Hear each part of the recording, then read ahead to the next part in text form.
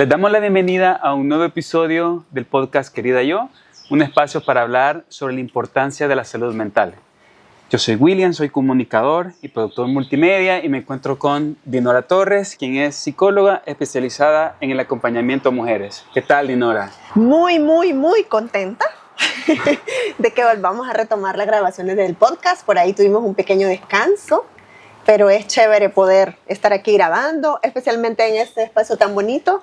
Creo que para iniciar podemos agradecer al restaurante Montefresco por darnos chance de poder grabar aquí en este espacio tan bonito. Está ubicado calle Huizúcar y pueden venir a disfrutar con su familia un rico café, postre o comida, ¿verdad? Claro, el postre, la comida, la vista, el clima, todo está muy bien. Vamos a dejar los contactos por acá, pues para que puedan también contactarles si quieren alguna reservación. Vamos a hablar sobre un tema que me parece que debería ser un poco más hablado, un poco más consultado, porque a veces nos sucede que nos guardamos cosas que no sabemos cómo sobrellevar. ¿Por qué es tan difícil el perdón? Quisiera comenzar preguntándote, Dinora, ¿a qué nos referimos cuando hablamos de perdón? Sí, ¿Qué es el perdón? Ajá. Bueno, mira, desde el punto de vista psicológico, el perdón es un proceso individual, consciente y que de alguna manera también es un compromiso que nos ayuda a poder procesar nuestras propias emociones, especialmente las emociones que son desagradables. Y esto aparece justamente cuando ha habido algún error, alguna decisión donde nos hemos equivocado y que de alguna manera pues aparecen estas emociones como por ejemplo la culpa, el enojo, la vergüenza. Entonces estamos hablando como de emociones desagradables. Entonces el perdón es como ese proceso individual y consciente que nos ayuda como a transitar y procesar estas emociones, pero que de alguna manera también nos van a llevar hacia otro lugar donde tengamos bienestar emocional o nos sintamos más en paz, porque al final lo que se busca es que nos sintamos bien con nosotras o nosotros mismos. A ver, algunas veces es como más fácil, o no más fácil, pero menos complicado el perdonar a otras personas que el perdonarnos, digamos, a nosotros y nosotras mismas. Uh-huh. ¿Por qué es que esto se hace más fácil? O sea, ¿por qué se hace más difícil hablar sobre o perdonarnos? Bueno, mira, primero porque perdonar a otras personas resulta un poco más fácil porque podemos observar una conducta. Entonces, si alguien ha cometido un error y nosotros necesitamos como ir a perdonar, observamos una conducta, ya sea con promesa, ya sea que la persona está haciendo acciones, y el observar esas acciones nos permite realizar un cierre o avanzar con ese proceso. Y es difícil también porque cuando nos toca perdonarnos a nosotras o a nosotros mismos, nada más está la autopercepción. Significa que yo soy mi propio juez o mi propia jueza. Entonces no estoy observando nada, o sea, depende de nada más de estarme observando a mí misma o a mí mismo, y eso hace que sea un poco más difícil, sobre todo porque depende mucho de la madurez emocional y los recursos con los que contemos. ¿Cuáles serían esos tipos o estos recursos que pueden ayudarnos o hacer más fácil este proceso de perdonarnos? Sí, yo creo que es importante, por ejemplo, herramientas como el conocerse a sí mismo, el tema de comprender en qué lugar o en qué versiones estamos también, porque somos procesos, ¿verdad? No somos las mismas personas que somos de hace 3 meses que las que somos hoy, o vamos evolucionando. Entonces, observarnos como en esas versiones que vamos siendo, creo que nos posibilita poder observar dónde estamos, ver las herramientas o los recursos psicológicos, físicos, dónde estamos también, para poder ir avanzando como en ese proceso de ir hacia ese proceso del perdón, porque normalmente creo que la sociedad nos prepara mucho como para poder ser como nuestros propios jueces o nuestras propias juezas bien duras, ¿verdad? Entonces a veces somos tan duros, hasta violentos con nosotras mismas, por eso también a veces resulta ser un poco más dura o duro con nosotros que hacia las otras personas. Me llama mucho la atención porque a veces, no sé, he escuchado comentarios que, por ejemplo, digamos, sucede algo, alguien actúa de cierta forma y se le ve que la persona está arrepentida y se vienen comentarios como, a lo mejor yo me merezco este dolor. Uh-huh. ¿No merecemos este dolor? ¿Es válido cargar con este dolor? Bueno, es parte de la vida, vea. como ir transitando el dolor, porque de alguna forma también si vamos como tomando decisiones, estas decisiones también tienen sus efectos. Pero a medida va pasando como el tiempo y vamos como en ese proceso de aceptación, el dolor también va disminuyendo y creo que tampoco merecemos quedarnos ahí mucho tiempo con el dolor, ¿verdad? Ni tampoco transitar a vivirlo de forma solas o solos. Creo que no merecemos sufrir solas y solos. Y reconocer también la humanidad, o sea, en ese sentido de... Creo que la autocompasión nos ayuda mucho a ver esta parte de que como humanos y humanas también nos vamos a equivocar y que tenemos la oportunidad de poder transformar también ese error o esa decisión que hemos tomado y que a veces nos deja ahí como atrapadas y atrapadas, como culpándonos un montón, que yo creo que es la culpa más lo que hace ruido y que luego podemos ir como transitando un poco esa parte. De hecho, te cuento que para este tema, tanto para las mujeres como para los hombres, lo vivimos de forma diferente. O sea, en el caso de las mujeres, por ejemplo, podemos analizar desde dos perspectivas. Una desde la perspectiva, desde la psicología, desde la perspectiva de género, y otra desde la perspectiva psicológica. Entonces, desde la perspectiva de género, podría decirte que la culpa, más en estos procesos de perdón, pues va a ir orientado un poco, es un tema que o es utilizada como una herramienta de control social y político. ¿A qué me refiero con eso? De que la culpa para las mujeres tiene otras formas y es utilizada justamente para subordinarnos. ¿Y quiénes son quienes utilizan más la culpa para la subordinación a nivel de los ejes socializadores? Es la religión y también la sociedad a través de la cultura, a través de diferentes, por ejemplo, de los medios de comunicación, a través de la familia, de los amigos. Entonces se instala ahí como una forma de control. Entonces quien se revela a esto es castigada. La culpa para los hombres es vista como una forma de aprendizaje o es vista como una forma también de crecer. Uh-huh. Cuando nosotras somos las que hemos cometido un error o de alguna forma nos hemos equivocado, hay como una doble moral que nos castiga. Uh-huh. ¿Ya? Entonces a nivel de la perspectiva de género, por eso te digo que hay que analizar esta parte porque es importante que sepamos que las mujeres también somos clasificadas en buenas y malas. Ser buenas son las que obedecen, las que se sacrifican y las que están dispuestas a perdonar siempre. ¿Y que eso es parte o viene de factores externos? Claro, porque eso es lo que se nos ha dicho que tiene que ser. O sea, hemos sido educados y socializados para verlo de esta manera. Por eso también creo que es tan difícil que podamos perdonarnos a nosotras mismas y a nosotros mismos, porque hay como esos mandatos, digamos, que nos dicen que hay que ser buenas, que hay que responder a eso de perdonar, de estar disponibles para otros. De hecho, también se nos coloca en una posición donde hay que estar disponibles para los demás y no para nosotras. Entonces eso también tiene su efecto, ¿verdad? En nosotras. Y otra parte también es como ser mala implica ser rebelde, desobediente, y entonces también las mujeres que son, por ejemplo, las mujeres que dicen, no voy a disculpar o no voy a perdonar, ¿verdad? O no voy a tolerar esto, te puedes imaginar que también pues son señaladas o las que rompen también con algunos estereotipos, ¿verdad? Que la sociedad también nos ha asignado. Creo que también por ahí se nos coloca en una posición totalmente diferente. Entonces, desde esta perspectiva podemos como analizar esas aristas. Uh-huh. Y desde la parte de la psicología podemos analizar que también depende de nuestros procesos mentales, ¿verdad? Depende también de la vocecita crítica interior que se va creando. Por ejemplo, desde que somos niños o niñas, digamos que se te cae un vaso con agua y entonces ese vaso con agua que se te cayó, por ejemplo, yo te digo que eso es lo peor porque se te cayó y entonces te quedas como con la identidad de que eso es un error cada vez que te equivocas o que pasa algo. Uh-huh. Entonces no es lo mismo que te acompañe yo desde un lugar y te diga, ay, fue un accidente, vamos a limpiar juntos y juntas, vea lo que se derramó, a que te haga sentir como que si sos un error o cometiste uh-huh. Lo peor que pudo haber pasado, que se cayó un vaso con uh-huh. agua. Entonces, desde cositas bien chiquititas, desde que somos niños o niños, también se va creando como esa vocecita crítica interior que nos va colocando en esa posición de que entonces no puedes equivocarte porque ya fracasaste o sos lo peor, ¿verdad? Y lo otro, porque también a nivel de nuestro cerebro, creo que nos da cierto control el colocarnos en una posición de es que me estoy autocastigando a mí mismo por este error que cometí porque va a doler menos cuando a las otras personas que ven que a lo mejor yo he cometido el error, a lo mejor por ahí ya me estoy castigando antes de que ya no va a doler tanto si las otras personas me castigan también por esto que ha pasado. Entonces es una forma como que el cerebro nos manda a decir es que estás teniendo el control.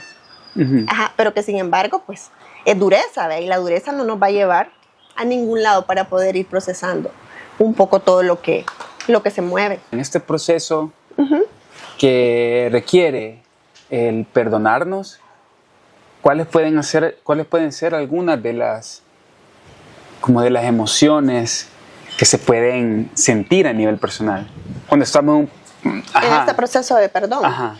Normalmente, son emociones desagradables, ¿verdad? Porque no nos hacen sentir de buen estado de ánimo, pero aparece mucho la culpa por haber cometido el error, aparece mucho la vergüenza, aparece mucho el enojo hacia nosotras, a nosotros mismos, aparece mucho la ansiedad, o sea, el estar sobrepensando, el que estés inquieto, inquieta. Aparece también esta sensación de sentirnos decepcionados y decepcionadas de nosotras mismas o de haber decepcionado a otras personas. Aparece mucho el estrés también porque se segrega mucha, digamos como que hay demasiada presión. Entonces creo que son muchas las emociones desagradables que aparecen. La tristeza también aparece, que aparece por ahí también como esta forma de sentir que internamente algo se ha roto, ¿verdad? Y esta conecta mucho también con el dolor. Es decir, este proceso de perdón también lleva un proceso de duelo. La verdad es que sí es un duelo. Y fíjate que aprender a mirarlo como un duelo también nos va a permitir ser más pacientes con el proceso. O sea, podemos entender de que, como ya lo hemos hablado en episodios anteriores, que a lo mejor por ahí van a ir surgiendo algunas etapas. Y dentro de estas etapas que van surgiendo, a lo mejor eso nos va ayudando como a tener como mucha más paciencia a la hora de ir como aceptando y asimilando lo que se está moviendo, ¿verdad? Entonces, ¿por qué un proceso de duelo? Porque sentimos que estamos perdiendo una versión de nosotras o nosotros que a lo mejor se equivocó en esa situación que pasó, a esa situación que nos lleva a que nos equivocamos y que necesitamos como perdonarnos por eso que pasó, ¿verdad? Entonces es como que, o puede ser también que estamos velando las expectativas que teníamos de eso que pasó, de la decisión que tomamos, y eso también genera como mucho dolor de lo que estás perdiendo. Entonces creo que también esto de verlo como el duelo es entender que hay algo que se está moviendo, que me está doliendo y que va a requerir tiempo para poder irlo sobrellevando. Ya. Entonces estás perdiendo, por supuesto que estás perdiendo. O puede ser que incluso esta decisión o este error que cometiste puede ser que te lleve también a que perdiste personas o perdiste algo valioso en ese error o en esa decisión que tomaste, que ya hemos dicho que las decisiones no son buenas ni malas, solo son decisiones y que vamos a tener siempre el poder de volver a elegir diferente aunque hayamos cometido un error o nos hayamos equivocado. Entonces eso también nos ayuda o nos permite ir viendo también este proceso de perdón como algo que tenemos que transitar hasta llegar a ese punto de perdonarnos, ¿verdad? Dinora, ¿tú crees que es importante conocernos más, saber cuáles son nuestros procesos para saber perdonarnos? Sí, yo creo que es sumamente importante, fíjate esto que me preguntas, porque eso nos va a permitir quizás como mirarnos como con más autocompasión y no con tanta violencia o dureza, sino que también comprender, por ejemplo, desde qué estado emocional, físico o desde qué recursos estábamos cuando, por ejemplo, decidimos o cometimos un error. Y al ir viendo todo eso, de alguna forma a lo mejor vamos como comprendiendo. Puede ser que esta decisión que tomamos fue porque me sentía mal de salud, o puede ser que esta decisión que tomé era porque emocionalmente no me sentía estable y esto me llevó a ese lugar. Entonces creo que es importante también o que tengamos claro a lo mejor que incluso en ese estado no teníamos los recursos necesarios o las redes de apoyo necesarias para poder tomar decisiones. Entonces creo que hace como que el que te conozcas más o el que hagas introspección hace como que el proceso sea como más suavecito y que no nos quedemos como dando vueltas en algo que se puede convertir incluso en algo bien tortuoso, podría llamarlo yo, porque es como que mientras no te perdonas no estás en paz. Y el no estar en paz te hace como que haya mucha rumiación mental, como que estés sobrepensando mucho, que no puedas dormir, aumentan las situaciones de ansiedad.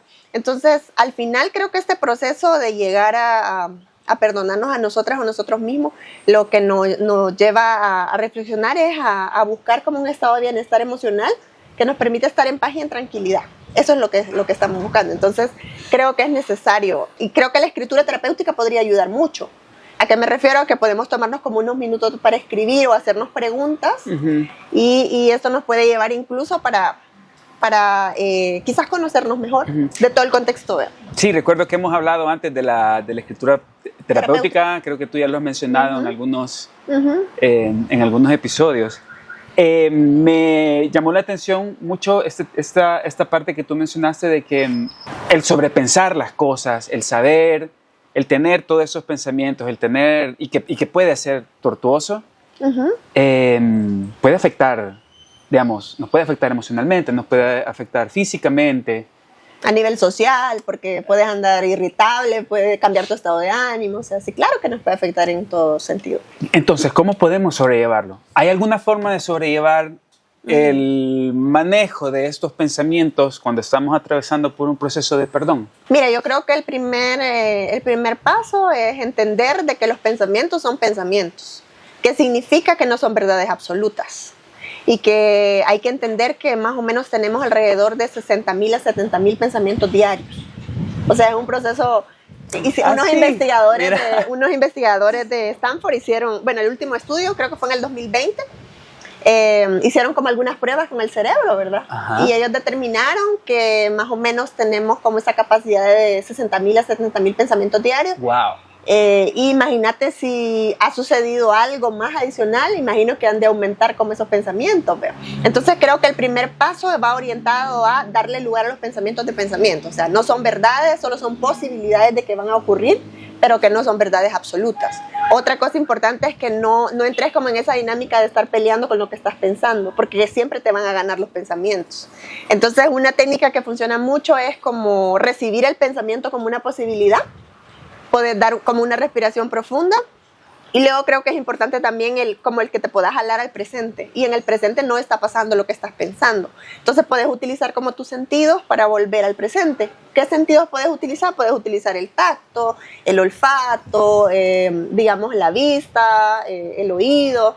Entonces puedes utilizar diferentes formas como para poder mantenerte en el aquí y el ahora. Una de las cosas que yo siempre recomiendo es como quitarte los zapatos y poner los pies en el piso, porque eso hace que sientas la temperatura del piso y que le mandes una señal a tu cerebro de que estás sintiendo lo frío en el presente, no estás ni en el futuro ni estás en el pasado. Entonces, como regresarnos y jalarnos, creo que es una forma importante de poder darle manejo a los pensamientos. Si sentís que no podés solito o solita, pues también hay diferentes técnicas a través de la terapia cognitivo-conductual que te pueden ayudar como a bajar un poco el ruido mental, ¿verdad? Que a lo mejor ya se requiera un poco más de acompañamiento también profesional si sentís como que eso te está desbordando demasiado. Y otra técnica importante puede ser que antes de dormir, especialmente cuando vamos a la cama, es como que hacemos como el resumen de todo lo que ha pasado en el día y empezamos como a pensar y a pensar porque ya no estamos distraídas y distraídos. Puede ser que agarres como una hoja de papel y empeces a escribir todos los pensamientos que están haciendo ruido, ¿ya? Y luego puedes hacerte la pregunta, ¿a qué tan real es esto que estoy pensando? Sin pelearte, simplemente cuestionarlos. Y al final te vas a dar cuenta, más del 90% de lo que te preocupa no va a llegar a pasar. Qué interesante, súper interesante. Sí. Bueno, ¿cómo puede una persona comenzar por este camino a perdonarse? ¿Cuáles son como esos pasos iniciales que nos pueden funcionar para comenzar este camino que puede ser a veces muy, muy difícil, justo por esto de los pensamientos, por esto de las emociones, todo lo que implica? ¿Cómo puede ser ese camino? ¿Cómo iniciar? Bueno, mira, receta mágica no hay, porque como cada persona es totalmente, va a tener sus propios recursos. Por eso decíamos al principio también de que desde la psicología, desde la perspectiva de género, no lo vemos como un hecho aislado individual, sino que lo vemos como algo político y social. O sea, de que hay un efecto también a nivel colectivo, ¿verdad? Pero que cada uno puede ir encontrando las herramientas que mejor le funcionen. Pero creo que uno de los pasos principales es reconocer que me equivoqué. O sea, reconocer que a lo mejor esa decisión que tomé quizás no fue la mejor, pero que de alguna manera a lo mejor esta equivocación pues también se vuelve completamente humana, ¿no? Porque decime quién no se equivoca o quién no comete algún error, ¿verdad? Entonces eso creo que nos permite también reconocer de que de alguna manera, si reconocemos que también ha habido como un daño dentro de este proceso, de esto que ha sucedido, no significa que también una conducta me va a definir como ser humana o ser humano. O sea, solo ha sido una conducta. Y que esa conducta no va a hacer que seas todo lo que sos. O sea, porque de hecho yo digo que no somos, venimos siendo. porque venimos siendo, porque las personas somos proceso y vamos a tener la capacidad de poder tomar conciencia y poder cambiar a partir de eso de lo que nos ha sucedido o no. Otra cosa, creo que es importante como el reconocernos también en la vulnerabilidad, pues también nos permite como desarrollar algunas herramientas como la ternura, la autocompasión, que en vez de vernos como monstruos por habernos equivocado, nos ayuda como a vernos como lo que somos, personas humanas que de alguna forma nos equivocamos y que podemos también aprender. Y otra parte importante, creo que también la resignificación. Y la resignificación es este proceso que nos ayuda como a poder transformar esta experiencia que tuvimos y que a partir de ahí la podamos como utilizar para generar cambios. Creo que podrían haber otros elementos o algunos, digamos, rituales simbólicos para perdonarnos, que eso va a depender de cada persona de qué es lo que le funciona, porque a algunas personas probablemente no les funciona. Entonces habrá que ir como revisando como cada caso, por ejemplo en la terapia, para poder ir acompañando ahí. Y si sentís como que se te está haciendo difícil, a vos solita o solito, también creo que las redes de apoyo van a ser importantes para poder acompañarte, ¿verdad? Pero que busques esas personas que de alguna forma te van a validar y que no te van a juzgar, porque si te está haciendo difícil perdonar y vas donde una persona que te va a empezar a juzgar, te va a etiquetar y te va a empezar a cuestionar ¿y por qué lo hiciste? O sea, va a ser mucho más difícil entonces perdonarte porque has llegado donde una persona que te está invalidando. Entonces hay que tener cuidado también con quién nos vulneramos y a quién vamos a buscar como una red de apoyo. Y si sentimos que no hay una persona objetiva, pues podemos buscar acompañamiento psicológico, ¿verdad? Para poder acompañar este proceso y que a lo mejor podemos guiar para que sea de forma más saludable. De acuerdo, Dinora. ¿Se puede vivir, digamos, una mujer puede vivir tranquilamente sin necesariamente perdonarse ante algo, digamos? Fíjate que yo creo que este es un proceso individual, ¿verdad? Pero creo que para tener bienestar y tener tranquilidad y paz, yo creo que va a ser necesario transitar como el perdón hacia nosotras. Porque creo que si tenemos la capacidad de disculpar y perdonar a otras personas, ¿por qué no hacerlo con nosotras? O sea, que nos necesitamos más, ¿vea? Que otras personas. O sea, para poder dar hacia otros necesitamos como ir hacia adentro y empezar a observar y tratarnos más con amor, con empatía. Yo siempre digo que apliquemos la técnica de la mejor amiga o el mejor amigo. Entonces, ¿qué significa esto? Que cada vez que vayamos a cuestionarnos cosas de nosotras o nosotros mismos nos preguntemos, yo le diría eso a mi mejor amigo, lo trataría mal o le hablaría de esta manera.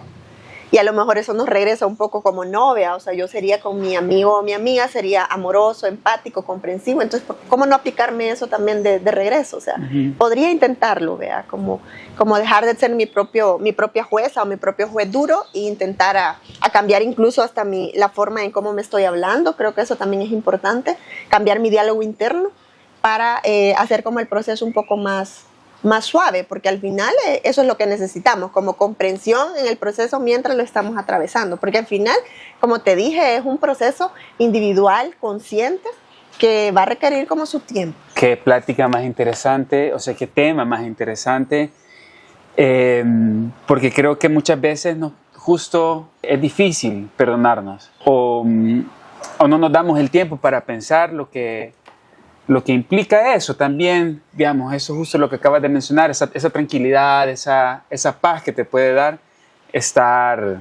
haberte perdonado.